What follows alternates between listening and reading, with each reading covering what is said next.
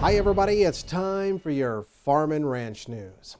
Well, this week, the U.S. Fish and Wildlife Service announced a new and comprehensive approach to long-term grizzly bear recovery in the lower 48 states and the concerns of those living with and near bears. Now, the agency had until January 20th to decide whether or not to delist the apex predator from the endangered species list as petitioned by the states of Idaho, Montana, and Wyoming.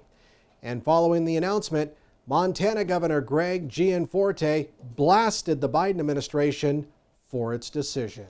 We are deeply disappointed with the Biden administration and its complete defiance of the science and the law.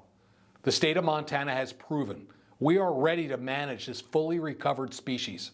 This decision makes it clear that Joe Biden has embraced a scorched earth strategy on his way out the door. The Montana Stock Growers Association also expressed its frustration that sound science wasn't considered in the service's decision to keep grizzlies federally protected.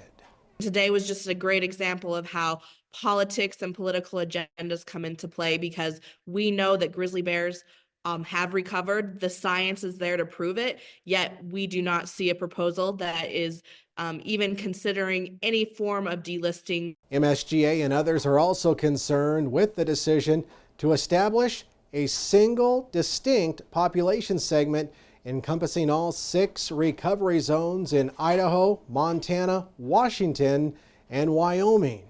Yeah, the proposal to get rid of the distinct populations and create one big one will have huge implications for Montana. So there's a map in the proposal, and if you look at it, where the Yellowstone ecosystem and the Continental Divide ecosystems kind of were along the Rocky Mountain front and around the greater Yellowstone regional area.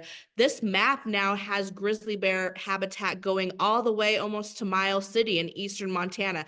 That's going to be huge for ranchers in Montana. And Governor Gianforte says it's time for the U.S. Fish and Wildlife Service to catch up with the science, follow the law, and return management of grizzlies to the states where it belongs. The full recovery of the grizzly bear across the Rocky Mountain region should be acknowledged and celebrated, period.